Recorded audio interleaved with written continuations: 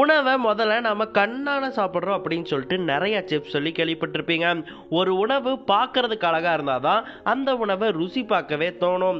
ஆனால் சில நாடுகளில் சில உணவுகள் பார்க்கறதுக்கே ரொம்ப மோசமா கன்றாவியா வியடா இருக்கும். அப்படி இருந்தாலுமே அந்தந்த நாட்டினர் அந்தந்த உணவுகளை ருசி பார்த்து சாப்பிட்றாங்க. அந்த வகையில் இந்த வீடியோவில் நாம இந்த உலகம் முழுக்க இருக்கக்கூடிய மோஸ்ட் வியர்டான ஃபுட்ஸுடைய லிஸ்ட்டை தான் பார்க்க போறோம். டைம் மிஸ் பண்ணாம வீடியோக்குள்ள போயிடும். வீடியோக்குள்ள பார்க்க முன்னாடி ஆரம் யாதர்களுக்கு சப்ஸ்கிரைப் பண்ணிருங்க. ஷார்டோ காக்டெயில் நம்ம ஊர்ல எல்லாம் சரக்குக்கு ஊறுகாய் தொட்டு சாப்பிட்டு தான் கேள்விப்பட்டிருப்பீங்க. ஆனா கனடாவில் இருக்கக்கூடிய ஒரு பார்ல மனிதனுடைய விரல்களை சரக்குக்கு தொட்டு சாப்பிட்றாங்கன்னு சொன்னா உங்களால நம்ப முடியுதா? உண்மைதாங்க. கனடாவில் இருக்கக்கூடிய ஷார்டோ சலூன் அப்படிங்கிற பார்ல கால் விரல்களை காக்டெயில போட்டு குடிக்கக்கூடிய பழக்கத்தை வச்சிருக்காங்க. இந்த ஷார்டோ காக்டெயிலுடைய ஸ்பெஷாலிட்டியே இதுதான். இந்த காக்டெயில சாதாரண ஒரு சரக்கு இருக்கும். அந்த சரக்குக்குள்ள மனிதனுடைய பதப்படுத்தப்பட்ட விரலை மிதக்க விட்டுருவாங்க. அப்படி மிதக்க விடப்பட்ட சரக்கை நீங்க குடிக்கணும். குடிக்கும் போது அந்த விரலை சாப்பிடணுமான்னு கேட்டீங்கன்னா விரலை சாப்பிடலாம் தேவையில்லை. அதை ஜஸ்ட் குடிச்சாலே போதும். இது த்ரில்லான ஒரு அனுபவத்தை தரும்னு சொல்லிட்டு அந்த ஷார்டோ சலூனுடைய ஓனர் சொல்றாரு. மனுஷனுடைய விரல் மிதந்துட்டு இருக்கக்கூடிய சரக்கை யாராவது குடிப்பானான்னு கேட்டீங்கன்னா இந்த சரக்கை குடிக்கிறதுக்காகவே இந்த பாருக்கு கூட்டமா வந்துட்டு இருக்காங்களாமா. இந்த பார்ல நான் சொன்னேன் இல்லையா விரலை மிதக்க விடுவாங்கன்னு சொல்லிட்டு, இப்படி சரக்குல மிதக்க விடுறதுக்காகவே அந்த பார்ல மொத்தம் 12 மனித விரல்கள் இருக்காமா. இன்னொரு இன்ட்ரெஸ்டிங்கான ஃபேக்ட் என்னன்னா முதல்ல 14 மனித விரல்கள் தான் இருந்திருக்கு. அதுல ரெண்டு பேரு தெரியாதனமா முழுங்கிட்டாங்களாமா. அதனாலதான் இப்ப 12 மனித விரல்கள் இருக்குது. இந்த சரக்குடைய விலை 584 ரூபா. கனடாக்கு போனீங்கன்னா இந்த சரக்கு ட்ரை பண்ணி பார்க்க போறேன்னு சொல்லக்கூடிய குடிமகன்கள் மறக்காம கமெண்ட்ல சொல்லுங்க. ஷன்னா காஜி சவுத் கொரியாவில் கிடைக்கக்கூடிய ஒரு சாதாரண ஆக்டோபஸ் உணவு வகை தான் இது.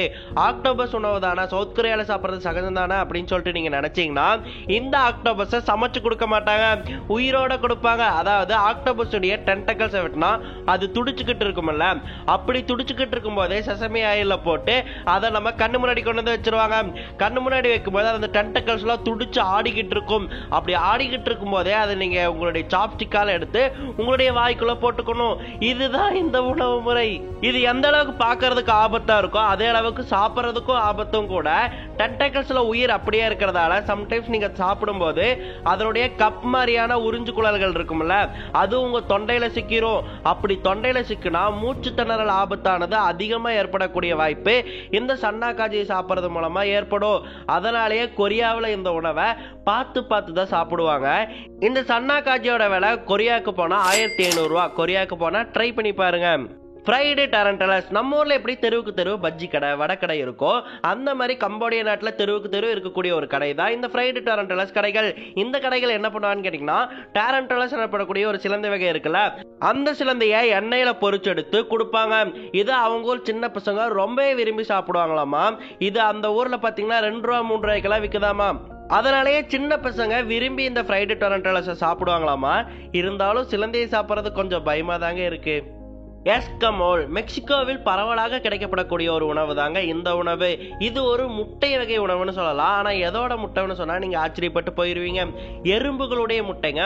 எறும்புகளுடைய முட்டையை கலெக்ட் பண்ணி அதை வறுத்தோ பொரிச்சோ ஏதோ ஒரு வகையில சாப்பிடக்கூடிய உணவு தான் இந்த எஸ்கமோல்னு சொல்லலாம். எறும்புகளுடைய முட்டைகளை சாப்பிடுவாங்களான்னு கேட்டீங்கன்னா மெக்சிகோல இதை விரும்பி சாப்பிட்டு இருக்காங்க. பட் இதை சமைக்கிறதுக்குன்னு ஒரு முறை இருக்காமா. அதற்கேற்ற மாதிரி சமைச்சா இதனுடைய டேஸ்ட் ரொம்பவே அருமையா இருக்குன்னு சொல்லிட்டு மெக்சிகோ மக்கள் சொல்றாங்க. அதோட இதுல விட்டமின்ஸ் புரோட்டீன்ஸ் அதிகமா இருக்கும், உடம்புக்கு ரொம்ப நல்லதுன்னு சொல்லிட்டு மெக்சிகோ மக்கள் நம்புறாங்க.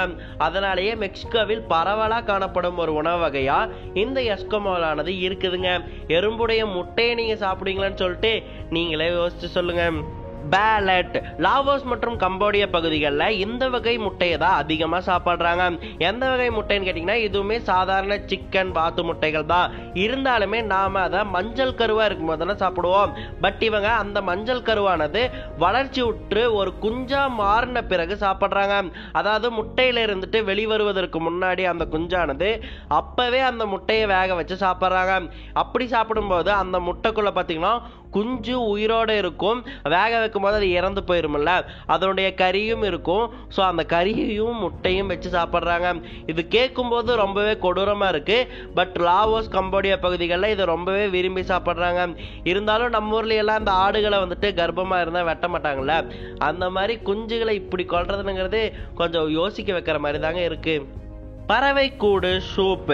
உங்களை ஒரு விலங்குடைய இல்லை பறவையுடைய ஒரு எச்சில சாப்பிடணும் அப்படின்னு சொன்னா நீங்க சாப்பிடுவீங்களா? ஆனா தென்கிழக்கு ஆசியால, அதாவது தாய்லாந்து, பர்மா போன்ற நாடுகள்ல இந்த ஒரு பறவையுடைய எச்சில விரும்பி சாப்பிட்றாங்கன்னு சொன்னா உங்களால் நம்ப முடியுதா? அந்த பறவையோட பேரு சிப்லெட்ஸ். இந்த சிப்லெட்ஸ் பறவையானது என்ன பண்ணுதுன்னு கேட்டீங்கன்னா, அதனுடைய கூட ரொம்பவே வித்தியாசமா அதனுடைய எச்சில் வழியா கட்டுது. தன்னுடைய எச்சில் வழியா அந்த கூடுகளை கட்டுறதாலேயே அந்த கூடுகளை அந்த பறவைகள் சாப்பிட்டுக்கவும் முடியும். அதாவது சாப்பாடு கிடைக்காத காலகட்டங்கள்ல அந்த பறவைகள் அதனுடைய கூட்டை அதே சாப்பிட்டு வாழவும் செய்யும். இந்த கூடுகளை அந்த பறவைகள் மட்டும் சாப்பிடுறது கிடையாது, மனிதர்களும் சாப்பிடுறாங்க. மனிதர்கள் அந்த கூடுகளை சூப்பா உருவாக்கி குடிச்சு சாப்பிடுறாங்க. இந்த மாதிரி அந்த பறவை கூடுகளை சூப் பண்ணி சாப்பிடுறதால ஸ்கின் ஹெல்த் அதிகமாகும். தோல் சார்ந்த பிரச்சனைகளுக்கு இந்த கூட்டு சூப்பானது தீர்வு தரும் அப்படின்னு சொல்லிட்டு இந்த பறவை கூடு சூப்பை சாப்பிட்றவங்க சொல்றாங்க. அதனாலேயே இந்த பறவை கூடுகளுக்கு மார்க்கெட்ல மிகப்பெரிய டிமாண்டு. இந்த பறவை கூடானது 1 கிலோவுக்கு 7,000 70,000 ரூபாய் வரைக்கும் விற்பனை செய்யப்படுதாமா. அந்த அளவுக்கு இந்த பறவை கூடுகளானது எக்ஸ்பென்சிவ் அப்படின்னு சொல்லிட்டு சொல்லலாம். கேஷோ மார்சோ. இந்த லிஸ்ட்லயே நான் பார்த்து ரொம்பவே கன்றாவியா ஃபீல் பண்ண உணவுனா இந்த கேஷோ மார்சோ தாங்க. இத்தாலியில் கிடைக்கக்கூடிய இந்த வகை உணவானது ஒரு சீஸ் அப்படின்னு சொல்லிட்டு சொல்லலாம். இந்த சீஸை எப்படி தயாரிக்கிறாங்க அப்படின்னு சொல்லிட்டு கேட்டீங்கன்னா, இந்த சீஸை திறந்து வச்சிருவாங்க. சாதாரண சீஸ் தான். திறந்து வச்சதுக்கு அப்புறம் அந்த சீஸ்ல புழுக்கள் பூச்சிகள்லாம் வந்து முட்டை வைக்கும்ல, அப்படி முட்டை வச்சதுக்கு அப்புறம் அந்த புழுக்களும் பூச்சிகளும் கொஞ்சம் வளர தொடங்கும்ல, அப்பவே அந்த சீஸை எடுத்துட்டு போய் இவங்க சாப்பிட தொடங்குறாங்க. அப்படி சாப்பிடும்போது இந்த சீஸ் ஆனது ரொம்ப அருமையான டேஸ்டா இருக்குமாமா. அப்ப அந்த சீஸ் எப்படி இருக்குன்னு கேட்டீங்கன்னா, புழுவெல்லாம் சுத்திட்டு அங்கங்க வந்துட்டு முட்டையெல்லாம் இருக்கிற மாதிரிலாம் இருக்கும். பார்க்கறதுக்கே ரொம்ப கேவலமா இருக்குங்க. ஆனா இதை இத்தாலிய மக்கள் விரும்பி சாப்பிடுறாங்க. இருந்தாலுமே ஐரோப்பிய யூனியன் வந்துட்டு இது ரொம்ப மோசமானதா இருக்குது, நிறைய கெடுதல்களை விளைவிக்குது மனிதனுடைய ஹெல்த்துக்கு அப்படின்னு சொல்லிட்டு 2021ஆம் ஆண்டு இந்த கேஷோ மார்சுவை பேன் பண்ணியிருக்காங்க. அதனாலேயே இந்த உணவானது ஒரு பேன் செய்யப்பட்ட உணவு அப்படின்னு சொல்லிட்டு சொல்லலாம். ஃபூகு ஃபிஷ்.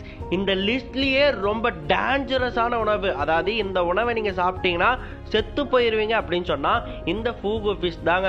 இந்த ஃபூகு ஃபிஷ்ஷை நீங்க நார்மலா பச்சையா சாப்பிட்டாலும் செத்து போயிருவீங்க, சரியா சமைக்காம சாப்பிட்டாலும் செத்து போயிருவீங்க.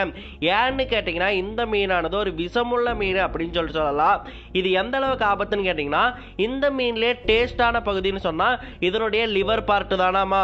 ஆனா 1984ஆம் ஆண்டு ஜப்பானிய அரசானது இதனுடைய லிவர் பார்ட்டை சமைக்க கூடாது, சாப்பிடக்கூடாதுன்னு சொல்லிட்டு தடை விதிச்சிருக்காங்க. அந்த அளவுக்கு ரொம்பவே ஆபத்தான உணவுனா இந்த ஃபூகு ஃபிஷ் டிஷ்னு சொல்லலாம். இந்த ஃபூகு ஃபிஷ்ல டெட்ரோடாடாக்சின் அப்படிங்கிற விஷமானது இருக்கு. இந்த விஷமானது மனிதனை தாக்கிய அடுத்த நொடியே அவனுடைய உயிர் அவனை விட்டு போயிடும். அந்த அளவுக்கு ரொம்பவே ஆபத்தானது. இந்த ஃபிஷ்ஷை சமைக்கிறதுக்குன்னே தனியா படிச்சிருக்கணுமாமா. திறமையுள்ள செஃப்ஸ் மட்டும்தான் இந்த ஒரு ஃபிஷ்ஷை சமைக்கணும் அப்படின்னு சொல்லிட்டு ஜப்பானிய அரசை வலியுறுத்துது. அந்த அளவுக்கு சமைக்கிறதுக்கும் சரி சாப்பிட்றதுக்கும் சரி ரொம்பவே ஆபத்தான மீன் தாங்க இந்த ஃபூகு ஃபிஷ். இந்த ஃபூகு ஃபிஷ் ஜப்பானிய ஹோட்டல்கள்ல 8,000 ரூபாய் வரைக்கும் கிடைக்குதாமா. நீங்க தைரியமுள்ள ஆளா இருந்தா போய் ட்ரை பண்ணி பாருங்க. டாங் சி டான். இது ஒரு முட்டை வகை உணவு தாங்க. இது சைனாவில் இருக்கக்கூடிய டாங் யாங் அப்படிங்கிற மாகாணத்தில் மட்டுமே கிடைக்கக்கூடிய ஒரு முட்டை வகை உணவு. இதுல என்ன பண்ணான்னு கேட்டீங்கன்னா, ஒரு முட்டையை உங்களுக்கு வேக வச்சு கொடுப்பாங்க. ஏன்டா வேக வச்ச முட்டையில என்னடா வியர்ட் இருக்கு அப்படின்னு சொல்லிட்டு நீங்க கேட்டீங்கன்னா, எதுல வேக வைப்பாங்கன்னு நீங்க நினைக்கிறீங்க? சாதாரண தண்ணியில கிடைக்காதீங்க, மனிதனுடைய சிறுநீர்ல வந்து ஊற வச்சு வேக வச்சு கொடுப்பாங்க. என்னடா சொல்றேன் அப்படின்னு கேட்டீங்கன்னா, அதுலயும் குறிப்பா வெர்ஜின் பாய்ஸ், அதாவது கன்னித்தன்மை இருக்கக்கூடிய பசங்க இருப்பாங்களா, சின்ன பசங்க, 16 வயசு பசங்க, 17 வயசு பசங்க, அவங்களுடைய யூரின்ல இந்த முட்டையை போட்டு ஊற வச்சு அவங்களுடைய யூரின்லயே இந்த முட்டையை வேக வச்சு உங்களுக்கு கொடுப்பாங்க. அதனாலேயே இந்த முட்டைக்கு வெர்ஜின் பாய்ஸ் எக் அப்படிங்கிற பெயருமே இருக்குது.